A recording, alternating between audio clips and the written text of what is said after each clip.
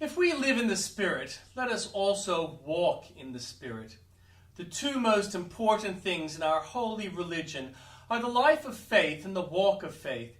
He who shall rightly understand these is not far from being a master in experimental theology, for they are vital points to a Christian. You will never find true faith unattended by true godliness.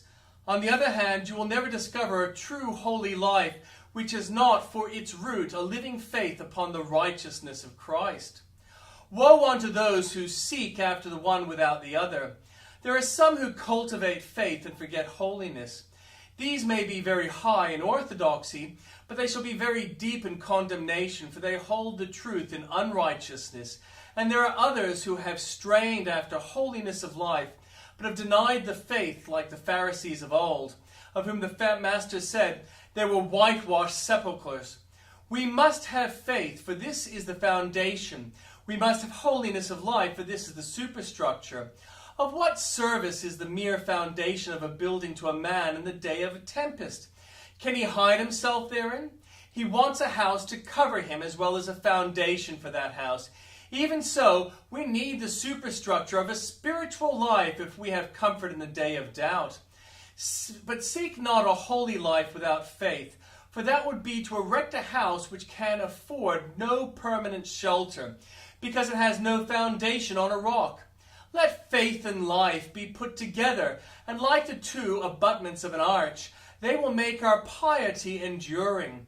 Like light and heat streaming from the same sun, they are alike full of blessing. Like the two pillars of the temple, they are for glory and for beauty.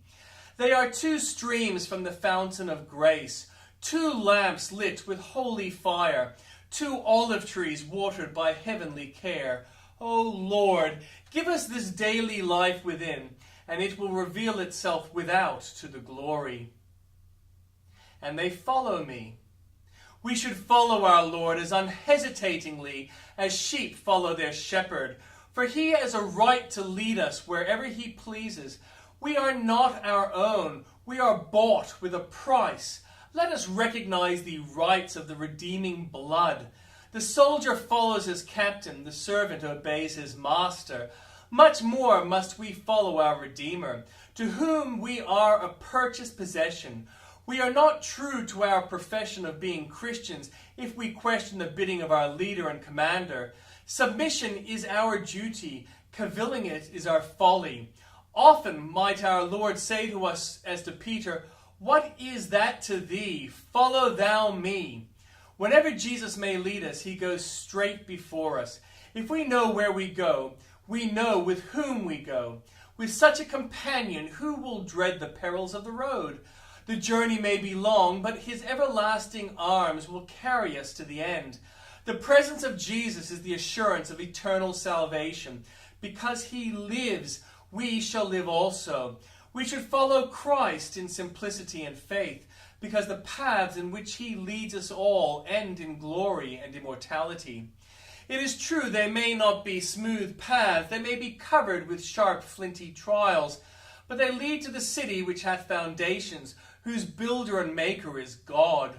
All the paths of the Lord are mercy and the truth unto such as keep his covenant.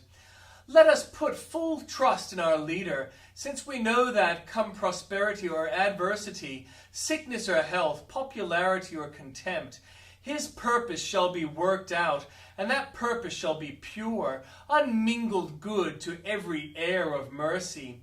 We shall find it sweet to go to the bleak side of the hill with Christ, and when rain and snow blow into our faces, his dear love will make us far more blessed than those who sit at home and warm their hands at the world's fire.